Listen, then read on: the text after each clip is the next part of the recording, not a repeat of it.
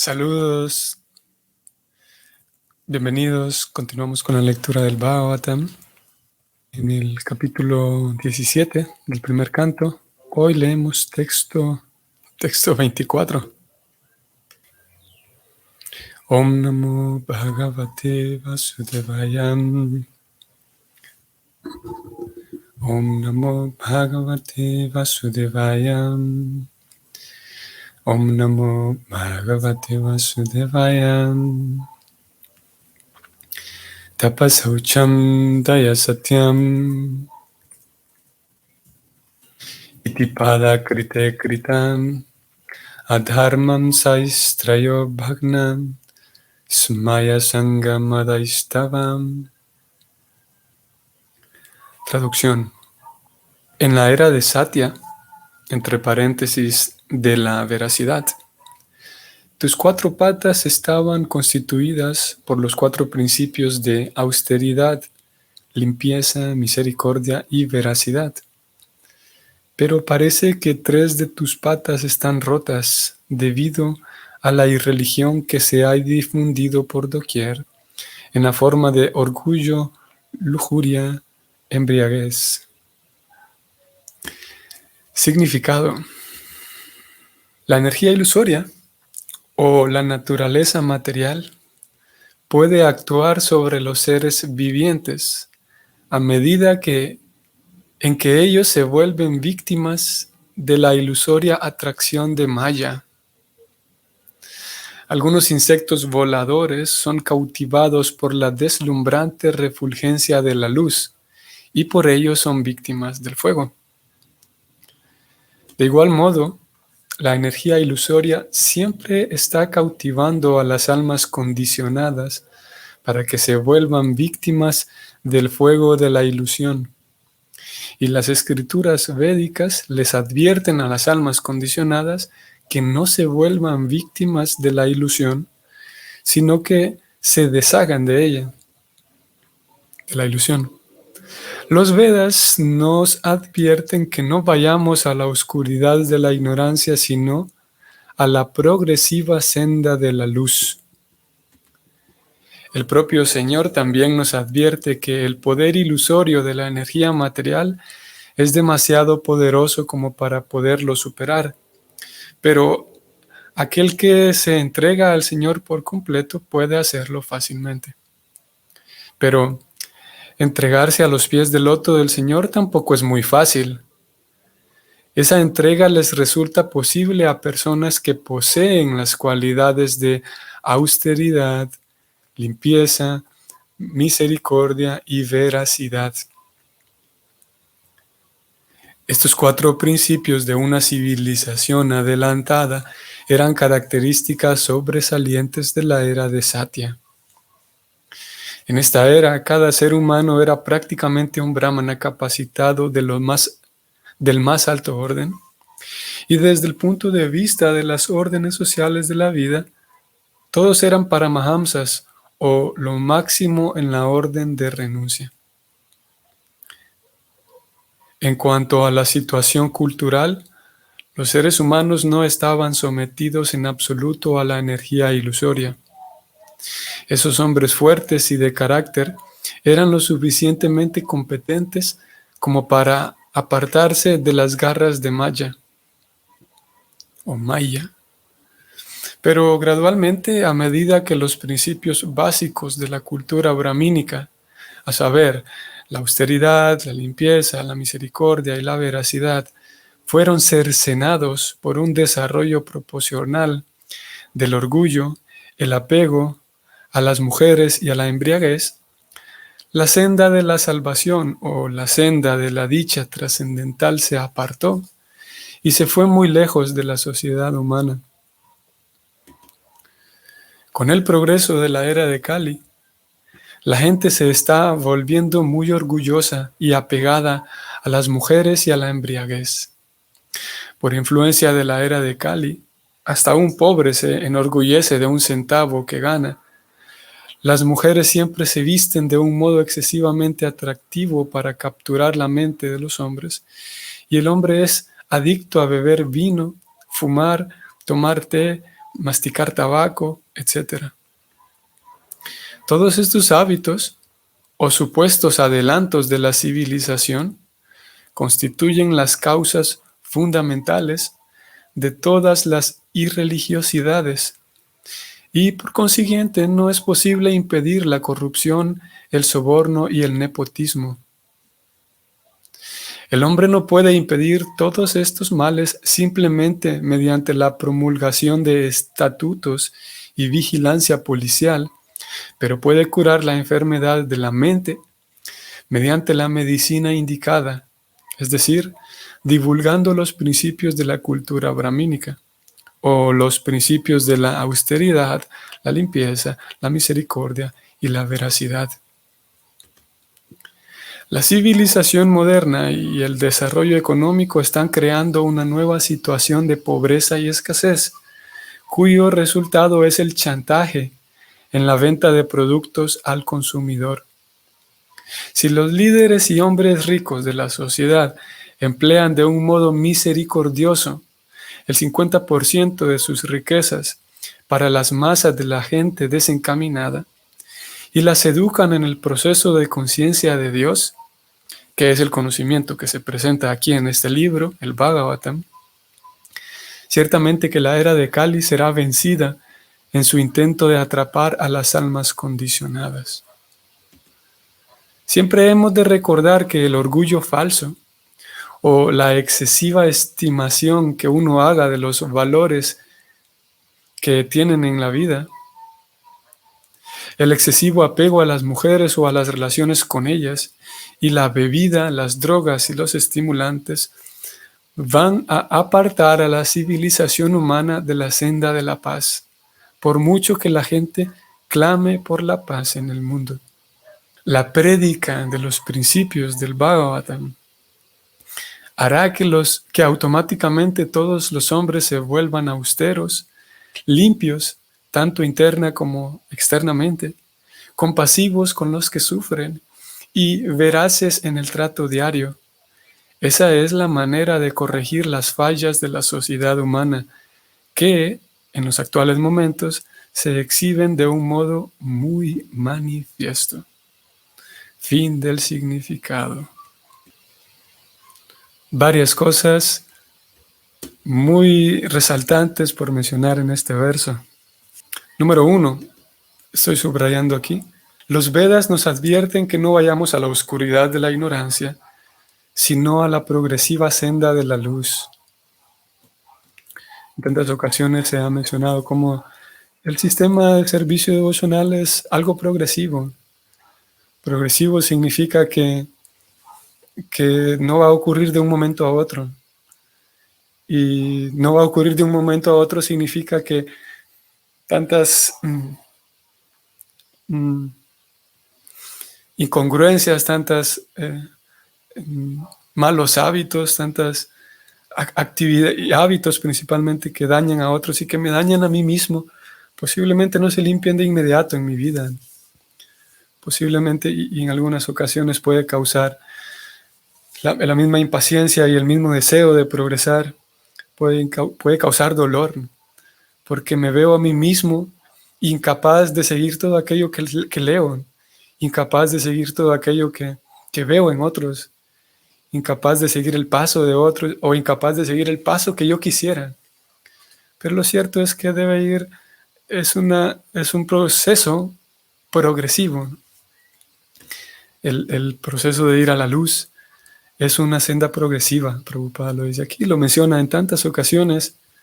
Tal vez no sean tantas ocasiones, pero sí la cantidad suficiente como para recordarnos que es algo gradual, que es algo progresivo.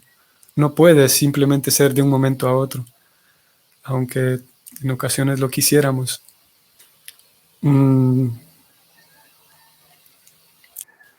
Nosotros tenemos una serie de responsabilidades, ¿no?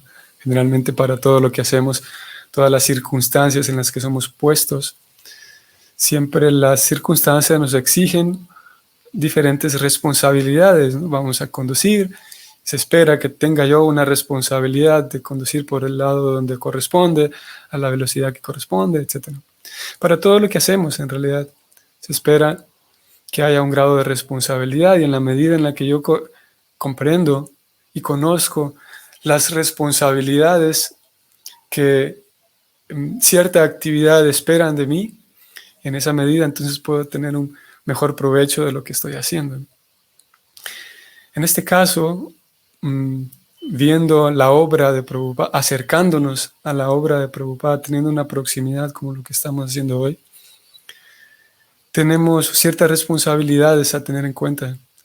Y una de ellas es observar la obra de Prabhupada, recordando que él vivió en un contexto diferente al nuestro, que hay un cierto contexto sociocultural diferente al nuestro. Y es responsabilidad del lector, en la medida en la que de manera honesta y de manera sincera quiera aprovechar la obra de aquel santo que, como lo dijimos, definitivamente expresó santidad en su vida a niveles muy observables y muy profundos. Si alguien de manera honesta, de verdad, quiere sacar provecho, y de manera sincera quiere sacar provecho, deberá ser responsable en esto, en recordar que él vivió en un contexto cultural distinto.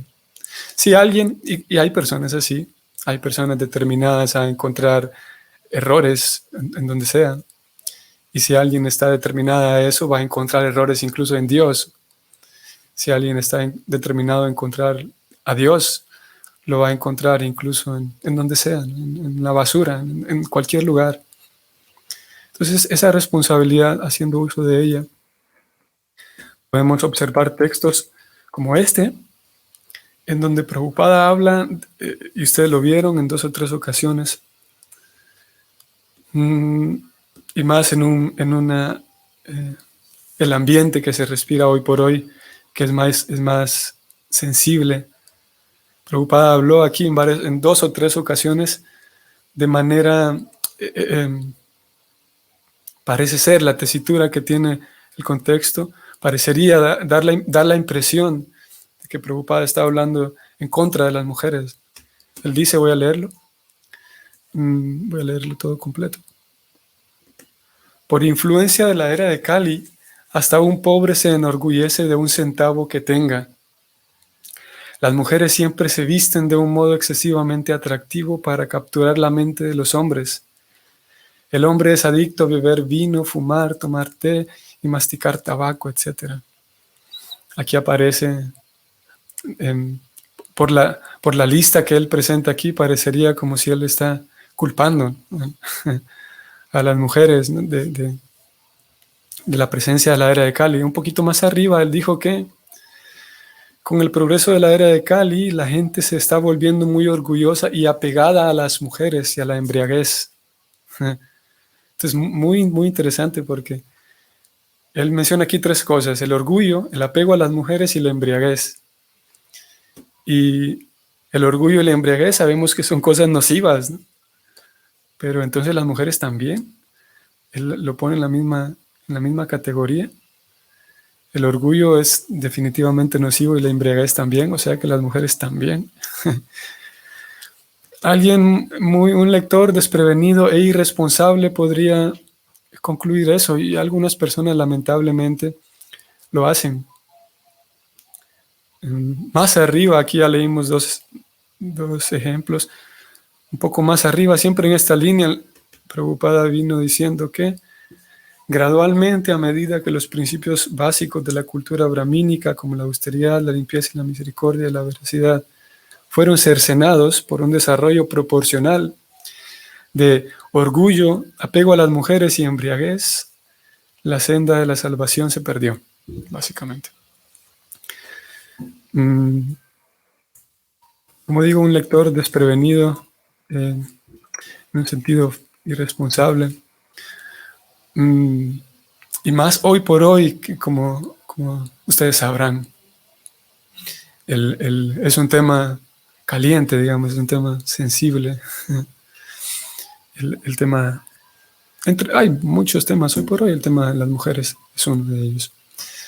Incluso Me he percatado, incluso algunas devotas mismo, incluso dentro del servicio devocional, dentro de la comunidad de devotos, terminan concluyendo que sí, Prabhupada eh, estaba mal, es un misógino, etc. Lo cierto es que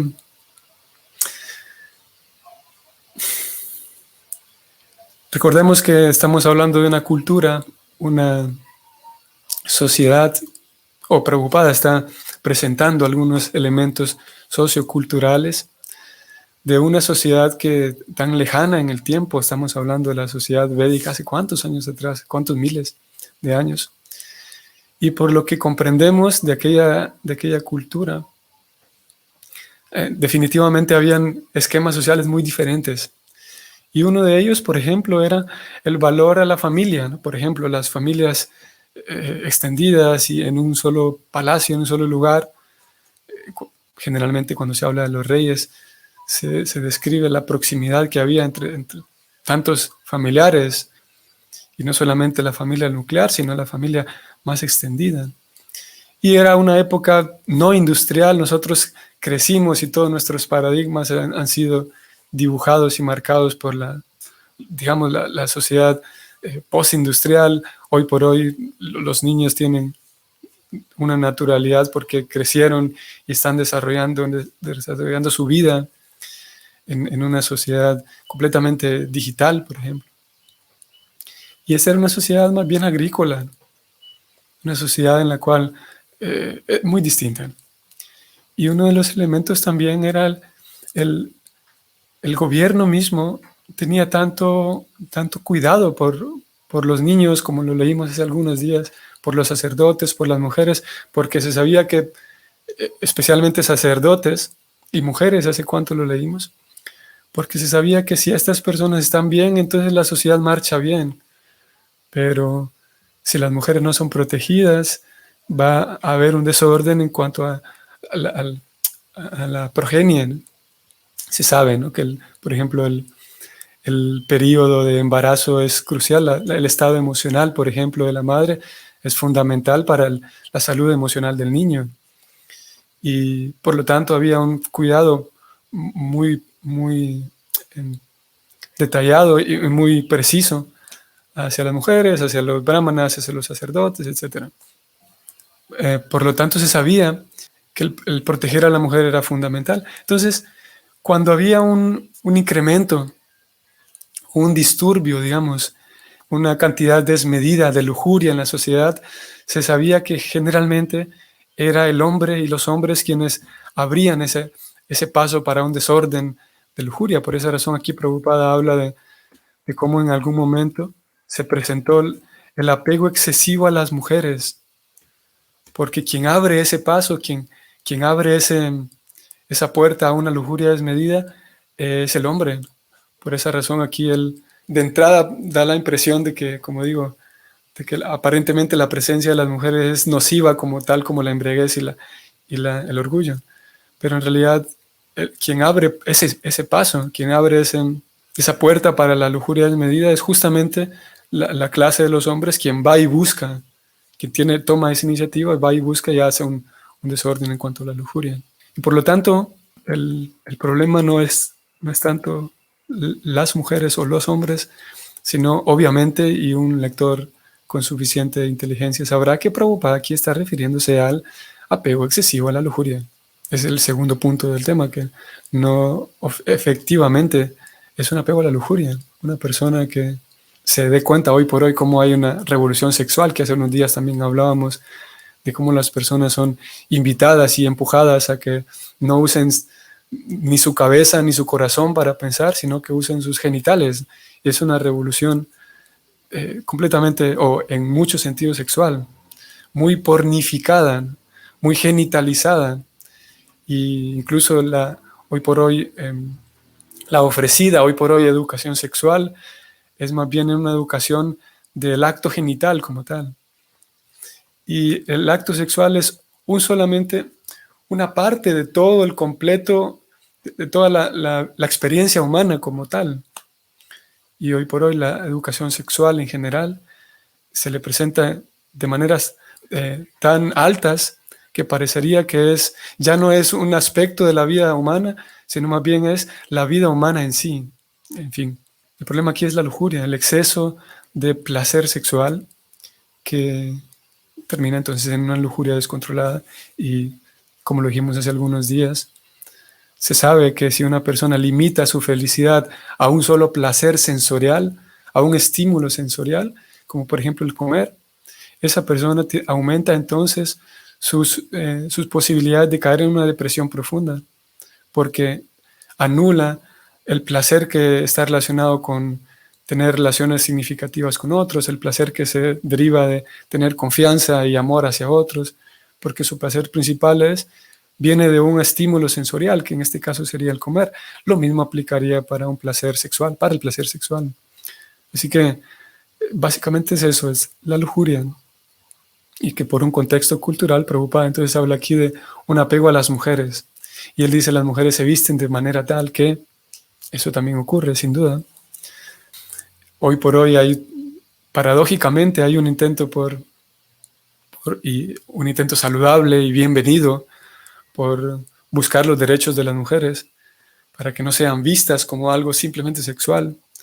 Pero paradójicamente y curiosamente, al mismo tiempo aumentan las formas y siguen presentes las formas y los métodos que muchas mujeres utilizan para vender su propio cuerpo.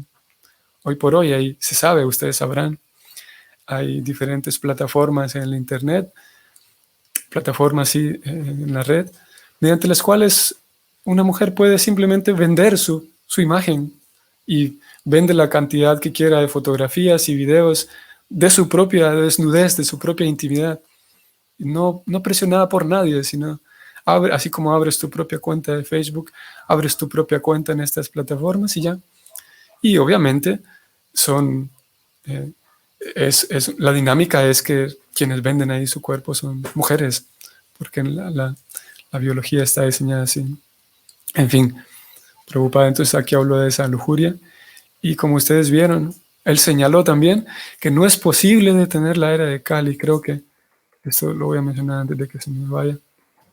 Todos estos hábitos constituyen causas fundamentales de religión y no es posible detener la corrupción, el soborno y nepotismo, a menos que haya un adelanto real en cuanto a la vida espiritual de las personas.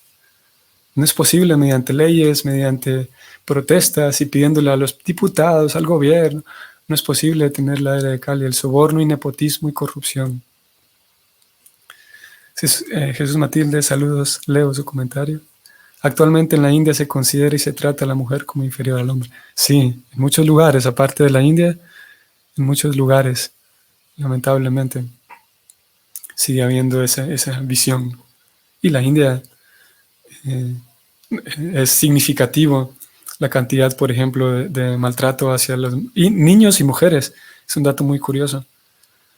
Que el maltrato hacia las mujeres es muy, muy grande en la India y hacia los niños también. El consumo de pornografía también en la India son cantidades súper grandes. Y eso hace surgir preguntas, dudas, ¿no? ¿Por qué? Porque en la India sí hay una herencia espiritual grande. ¿Por qué sucede eso? Posiblemente lo seguiremos hablando o hablemos de ello en algunos próximos días. Muy bien, nos vamos a detener aquí. Concluimos diciendo que no es posible detener la era de Kali con leyes, no es posible detener la lujuria, la embriaguez, la tortura, la crueldad, a menos que haya educación espiritual. Y educación espiritual significa con seriedad y con sinceridad dejar que en mi vida se introduzcan estos principios, no solamente ser un religioso, sino observar en mi vida esos principios en la medida de lo posible, con paciencia.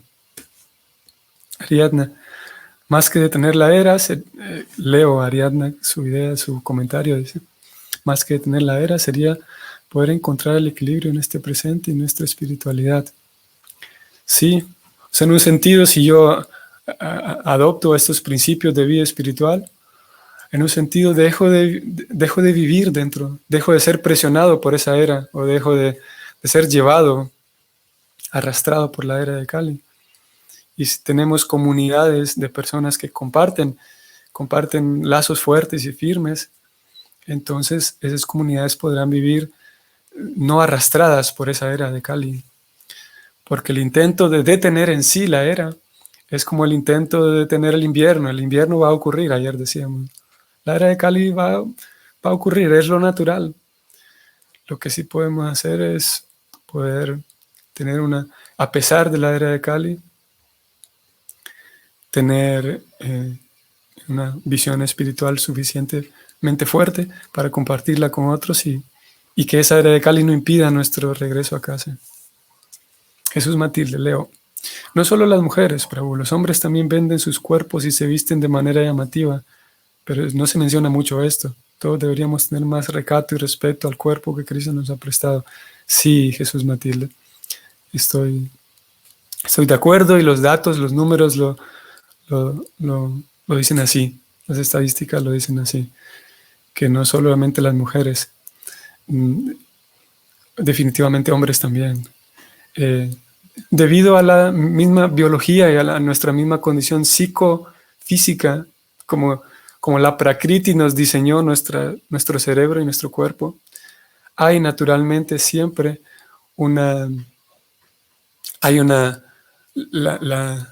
atracción sexual siempre es más, incluso desde un punto de vista biológico y neurológico, la atracción sexual es más fácil que se despierte en el hombre por el cuerpo femenino. Incluso en los animales, en la zoología, se sabe que es el masculino, el macho quien corteja a la hembra y la hembra es quien llama la atención del macho. Por lo tanto, si bien es verdad, hay siempre ambos, por propia biología incluso, y neurología, hay naturalmente una búsqueda descontrolada de parte del hombre hacia la mujer. Así que, por lo tanto, eso termina reflejándose en que siempre habrá más el sexo bello, como a veces se llama. Hay más tendencia a eso, a vender la belleza y el cuerpo de parte de las mujeres. Si bien es verdad, el recato es una cosa, la discreción y el recato es algo que definitivamente se pierde, ya sea en hombres y en mujeres. Muy bien, nos detenemos aquí. Que tengan un bonito día hoy viernes, un día provechoso, productivo, y nos vemos mañana. Hare Krishna.